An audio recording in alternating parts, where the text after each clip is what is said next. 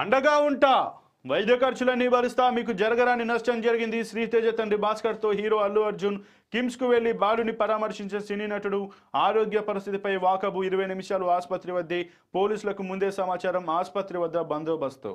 ఇక ఏదైతే రామ్ గోపాల్ పేట పరిధికి వచ్చేటువంటి కిమ్స్ హాస్పిటల్ని మాత్రం ఈరోజు కిమ్స్ హాస్పిటల్లో బాలుడు ఎవరైతే సంధ్య థియేటర్ ఘటన benefit show Pushpa to benefit show ఘటన జరిగినటువంటి నేపథ్యంలో అక్కడ ఎవరైతే రేవతి కుమారుడు శ్రీతేజ్ ఎవరైతే కిమ్స్ హాస్పిటల్లో చికిత్స పొందుతున్నారో అతన్ని అయితే సినీ హీరో అల్లు అర్జున్ అయితే పరామర్శించారు.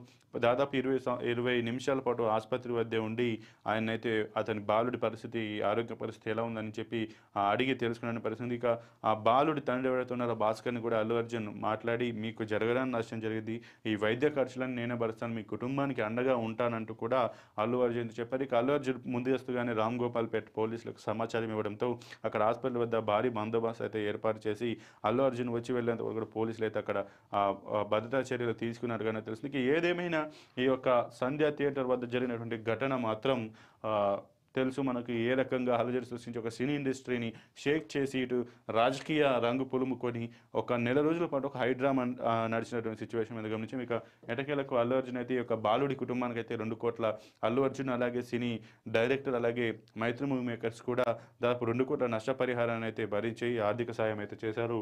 ఇక దాంతో నిన్న అల్లు అర్జున్ అక్కడ ఆ బాలుని పరామర్శించినట్టుగా అయితే మనకైతే తెలుస్తుంది. ఢిల్లీలో మోగిన నగారా ఫిబ్రవరి 5న అసెంబ్లీ ఎన్నికలు